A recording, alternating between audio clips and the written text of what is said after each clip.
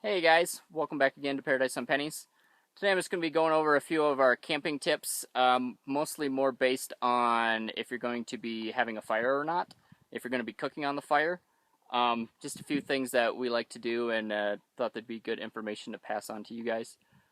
So one, if you're going to be having fire, just make sure you're not in a fire ban because there seems to be a lot going on like that in the States at least, a lot of fires going on, so keep an eye out for that.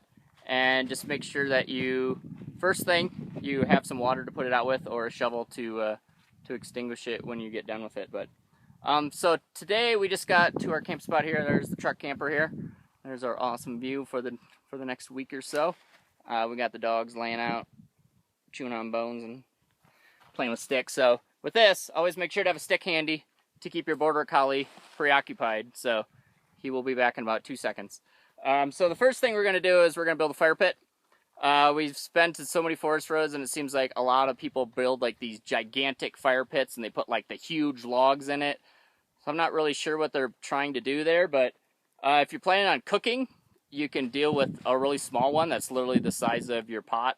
And if you're trying to keep warm, you can still do a small one, just sit a little closer. So, and then you don't have to burn as much wood, so less work on getting wood. So we'll just get started here. We're just in this area, and they got lots of rocks sitting around. So I'm just going to start collecting some rocks, and I'll show you what I got here. Okay, so we got our fire pit kind of built here.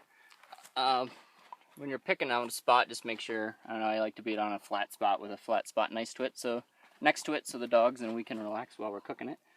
And then obviously you got to get your rocks. I like to go bigger, so then you have to use less rocks, but that's about as big as I got it there. And then I always keep like a little pile off to the side just in case the wind starts blowing or something and you need to have a little more on one side or another. But that's about as big as I go. And then I always leave one side open, so this is going to be the side where you're going to kind of fill it with sticks. And then I always do it the side like the wind is blowing, so the wind is blowing this way. So the wind will blow into there, it'll kind of keep the fire going. So that works out pretty well. And then, so this is our grate. Our grate is kind of a little on the bigger side, but we actually found this on a forest road, so it's been working out pretty well. So pretty much just make it about whatever the size of the grate is, because the cast irons, all you need is about, this thing is about the size of the cast iron. So once the cast iron sits on it, it won't be, you're not that much bigger than what the cast iron is, so you don't have any wasted heat. All that heat's going to go directly above into the cast iron. And then also just try to make sure you kind of get level rocks, so when your grate sits on there, it sits level so it doesn't teeter, because that's always a pain in the butt. And then I dug out like a little hole in there so that we can get a little bit more kindling in there when we're first starting to get it going. You can either use like a little shovel like that one, or if you got a dog, cuckoo, he likes digging, so he'll do it for you. Otherwise, we'll be on to collecting wood now, so we'll be back. You want to go get some sticks with me, bud?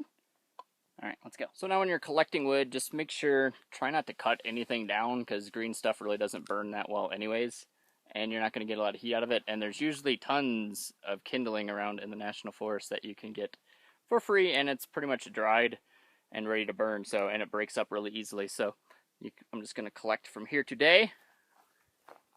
Very important, do not burn the Border Collie's throwing stick, otherwise he'll just get another one, I guess, but he gets upset, so. Alright, and once you get a decent amount of sticks, you can start, I like to break them into smaller pieces. So since your fire pit's only, whatever, ours is about 12 inches wide, because that's how big the cast iron is.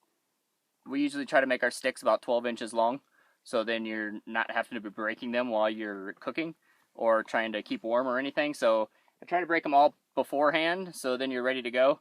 And pretty much whatever you think you need for wood, I would collect about double that, because you're probably going to need more. Unless you're cooking with it, because cooking really doesn't take too much wood with this way if you cook it in a small fire. If you're trying to cook on a bigger fire, then obviously it'll take more wood. And if you're trying to keep warm, you're definitely going to go through a lot of wood more fast. So that's why I just like using the smaller technique. So I already broke up some of them, so then I'll just break up the rest of these here, and we should be good to get cooking. Alright guys, it just decided to rain on us, so it took a little while to get the firewood dry again, but we got her going. We're making some soup tonight. Tiny Dog's ready to go. And so there's our fire and our little thing. Another thing, if you get shorter rocks, see the fire is actually almost pretty much directly on the cast iron there. So, because obviously if you build the fire pit up higher, it's gonna, a lot more heat's gonna dissipate by the time it hits the cast iron. So, if you build it low to the ground, you're gonna get the max heat from your fire. So, there's some tips from us. Hope you guys found them handy. We'll see you guys next time.